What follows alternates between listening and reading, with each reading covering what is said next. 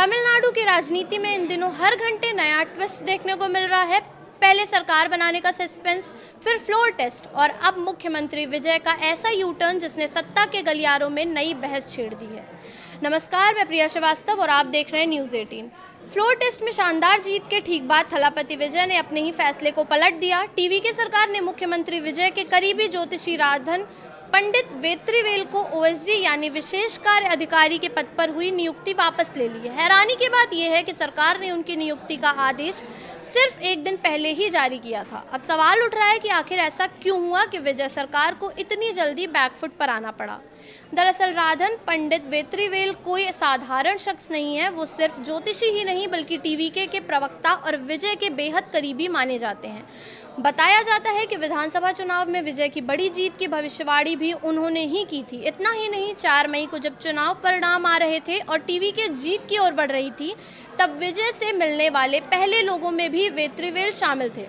यानी पार्टी और मुख्यमंत्री दोनों के साथ उनकी नज़दीकियां काफ़ी पुरानी और मजबूत मानी जाती हैं। सरकार बनने के बाद विजय ने उन्हें मुख्यमंत्री के राजनीतिक ओएसडी के तौर पर नियुक्त किया और अगर ये फैसला कायम रहता तो वेत्रीवेल मुख्यमंत्री कार्यालय में राजनीतिक समन्वय और सलाहकार की भूमिका निभाते।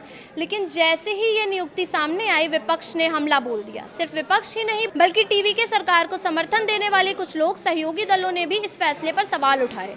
आलोचकों का कहना था कि प्रशासनिक व्यवस्था में एक ज्योतिषी को इतनी अहम भूमिका देना गलत संदेश देता है। तमिलनाडु जैसी राजनीतिक रूप से संवेदनशील और तर्कवादी राजनीति वाले राज्य में इस फैसले को लेकर तीखी प्रतिक्रिया देखने को मिली। हालांकि टीवी के समर्थकों ने इसका बचाव भी किया। उनका कहना था कि वेत्रीवेल सिर्फ ज्योतिषी नहीं बल्कि पार्टी के सक्रिय रणनीतिकार और भरोसेमंद सहयोगी हैं। टीवी डिबेट से लेकर चुनावी प्रचार तक उन्होंने पार्टी के लिए अहम भूमिका निभाई है। लेकिन बढ़ते राजनीतिक दबाव के बीच आखिरकार विजय सरकार को अपना फैसला बदलना पड़ा। सरकार के प्रधान सचिव की ओर से जारी आदेश के जरिए उनकी नियुक्ति वापस ले ली गई है। अब इस पूरे घटनाक्रम ने नई बहस छेड़ दी है। कई सवाल खड़े हो रहे हैं। क्या विजय सरकार ने शुरुआती दिनों में ही राजनीतिक दबाव के आगे झुकने का संदेश दिया है? और सबसे बड़ा सवाल ये है कि क्या थलापति विजय को अब रियल लाइफ की इमेज से निकलकर पूरी तरह रियल पॉलिटिक्स के हिसाब के फैसले लेने होंगे? क्योंकि तमिलनाडु की राजनीति में हर फैसला सिर्फ प्रशासनिक नहीं बल्कि एक बड़ा राजनीतिक संदेश भी बन जाता है। फिलहाल इस वीडियो में इतना ही। ऐसे ही और वीडियोस के लिए देखते रहिए न्यूज़ 18।